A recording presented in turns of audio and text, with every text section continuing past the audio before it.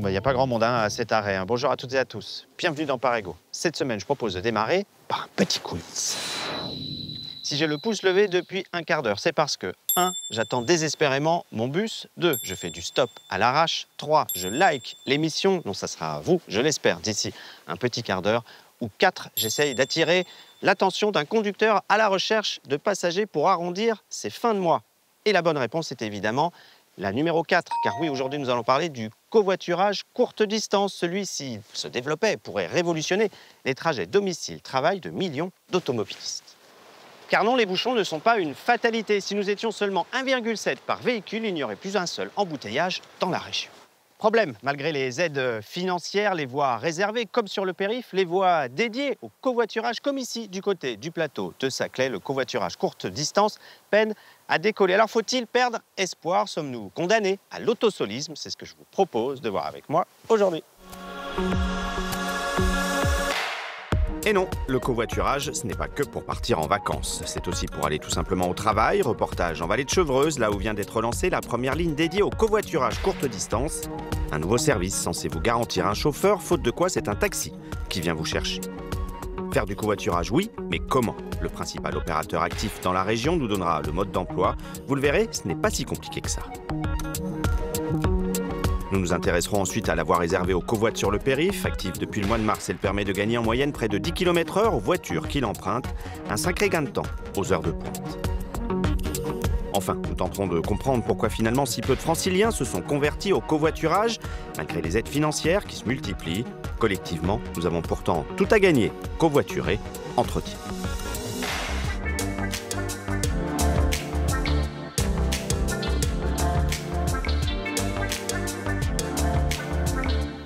Vu de loin, cet arrêt ressemble diablement à un abribus. Pourtant ici, aucun bus à l'horizon, mais seulement des voitures individuelles à la recherche d'éventuels covoitureurs. Je suis là en Essonne, à l'un des arrêts de la toute première ligne de covoiturage lancée en Ile-de-France, la L1. Alors voyons comment elle fonctionne avec Antoine Delcourt et Marion Lopège. À première vue, Laurent s'apprête à faire un simple covoiturage. Je vais aller chercher un passager à Chevreuse qui est à 5 minutes de chez moi. On s'est convenu d'un rendez-vous pour aujourd'hui à 7 h ce matin. Mais en réalité, cet employé dans l'industrie automobile participe à un nouveau mode de déplacement. Pour aller travailler, il emprunte une route fréquentée par de nombreux automobilistes. Un parcours représenté ici comme une ligne, avec plusieurs arrêts définis. À tout moment de la journée, les détenteurs d'un pass Navigo peuvent venir sur ces emplacements et lancer une demande de covoiturage. Une alerte est aussitôt envoyée aux conducteurs enregistrés qui peuvent s'arrêter à tout moment. Si aucun d'entre eux n'est disponible après 10 minutes aux heures de pointe, un taxi sera envoyé gratuitement. Ce matin-là, Leslie n'en aura pas besoin. Coucou Laurent. Bonjour Marianne. Bonjour. Comment vas-tu? Ça va. J'ai quitté l'arrêt avec Laurent, confirmé. Employée dans la même entreprise que son chauffeur, elle a été convaincue par ce nouveau mode de covoiturage pour éviter les transports en commun. Donc je faisais 2 heures de trajet pour aller au Technocentre, 2 heures pour rentrer. J'ai donc décidé de déménager et de chercher une zone qui était couverte par le covoiturage. Pour moi, c'est plus agréable de discuter avec Laurent le matin, c'est plus sympathique que de prendre les transports en commun où on est tous trois, chacun dans son coin. Pour le conducteur, c'est 2 € empochés par voyageur. Ce qui m'a plu, c'est de pouvoir faire profiter à des passagers mon parcours que je fais le lundi, le jeudi. Et un jour, si je n'ai pas de voiture, de pouvoir aussi profiter de la ligne de covoiturage. Objectif de ce service, améliorer les transports en changeant les habitudes. Les passagers vont prendre un covoiturage comme s'ils allaient prendre un tram ou un métro ou un bus qui passe très fréquemment. Et donc ça vise vraiment les territoires périurbains et ruraux. Quand on ne sait pas mettre de transport collectif très capacitaire de qualité, un bus qui passe toutes les 10 minutes, c'est super, mais c'est 50 places toutes les 10 minutes, s'il faut le remplir. Il y a plein d'endroits où ça ne marche pas. En moyenne, à ce stade, 30 trajets sont effectués chaque jour sur cette ligne de covoiturage.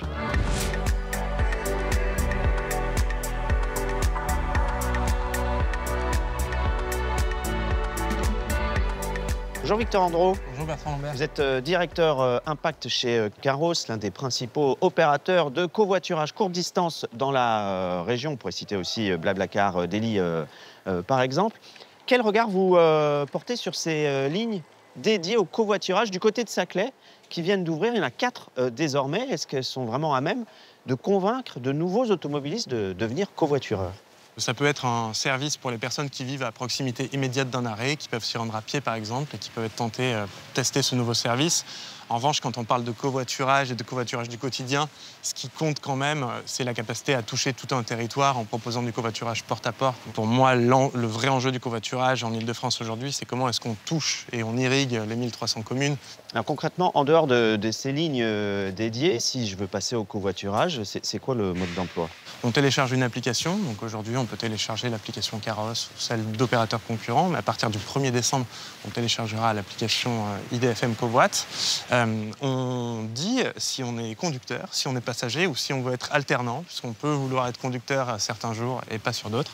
On renseigne son adresse de domicile, son adresse de travail, donc les trajets les plus fréquents qu'on effectue. On renseigne quel jour de la semaine on va effectuer ces trajets. Et on attend que ça morde. Et on attend que ça morde. C'est vraiment l'application qui va proposer la meilleure mise en relation, donc qui va déterminer si vous partez de tel endroit le mardi et le jeudi, on va vous mettre en relation avec des personnes qui, normalement, font le même trajet. Alors concrètement, cette application unique, à partir du mois de décembre, elle va changer quoi? On pense d'abord que ça va changer la lisibilité du service, parce qu'en ayant un seul opérateur et en ayant une marque Île-de-France Mobilité, le service va s'appeler IDFM Covoit, on va avoir un plan de communication très ambitieux partout en Île-de-France et centré sur la Grande Couronne, parce que le covoiturage en Île-de-France, c'est d'abord une affaire de Grande Couronne. Mais du coup, seuls les trajets qui seront passés par cette application seront éventuellement subventionnés si vous avez un pass Navigo, puisque c'est gratuit avec un pass Navigo. Absolument.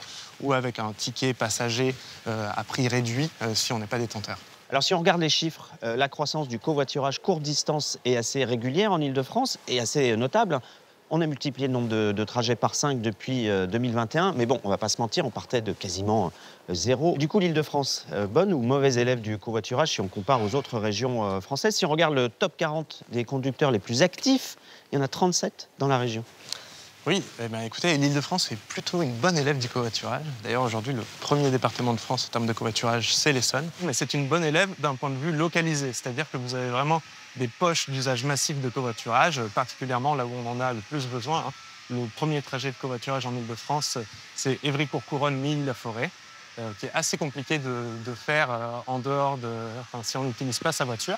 Demain, on peut espérer qu'avec vraiment un service unifié, avec plus de communication, l'Île-de-France devance bien largement les autres régions et surtout devienne un exemple pour les autres régions, parce que c'est bien ça dont il s'agit. Merci beaucoup Victor Andro pour toutes ces précisions. Maintenant, on va filer sur le périph' où une voie dédiée au covoiturage est active depuis le mois de mars dernier. Alors pour quels résultats? C'est une enquête de Mélissa Genevoix et de Mathieu Caillot. Bonjour Adiza. Ça va Isabelle? Ça va Ces bien, deux et toi? collègues de travail covoiturent régulièrement de Porte de Vanves jusqu'à Saint-Denis. Aujourd'hui, Waze nous dit 40 minutes à peu près pour arriver. Hop, allez. Le périphérique semble bouché, 17 minutes annoncées pour rejoindre la Porte Maillot. Ces prévisions n'inquiètent pas les covoitureuses, elles vont pouvoir emprunter la file qui leur est dédiée. Par rapport aux autres voies, effectivement, nous, notre voie roule beaucoup plus vite. Parce que là-bas, du coup, on voit bien que les voitures sont soit arrêtées, soit ralenties. Là, au moins, on est sûr qu'on va rouler pratiquement sans s'arrêter, sans être ralenti, sans rétrograder trop, jusqu'à destination. Sur cette file, c'est moins 36% d'embouteillage, un gain de tranquillité, mais aussi de confort. Et pour la vitesse, la voie dédiée fait gagner à ses covoitureurs en moyenne 8 km/h. On est même arrivé 5 minutes avant le temps annoncé par le GPS. Comme Isabelle, ils sont en moyenne 150 automobilistes à s'inscrire par jour sur cette plateforme de covoiturage régulier. Si seulement 10% de leurs trajets s'opèrent intramuros, les covoitureurs du périphérique se font de plus en plus nombreux. L'impact y reste modéré aujourd'hui en termes d'impact sur les trajets qu'on observe sur le périphérique parisien. Pour autant, on a des personnes qui commencent à s'inscrire de plus en plus. Et donc, ce qu'on peut s'attendre à voir, c'est que dans les prochains mois, en fait, c'est un petit peu tôt, dans les prochains mois, on va voir de plus en plus de personnes probablement emprunter le covoiturage sur cette voie dédiée. C'est ce que confirme une enquête diligentée par la direction de la voirie et des déplacements en juin dernier. Le taux d'occupation des véhicules augmente. On constate que 66% des véhicules qui roulent sur le boulevard périphérique ont une personne à bord. Et un an auparavant, c'était 73%. L'exposition à une amende de 135 € pousse les autosolistes à respecter la voie de covoiturage. Sur son million d'automobilistes quotidiens, en moyenne, 360 procès-verbaux sont réalisés par jour depuis le début des verbalisations en mai dernier.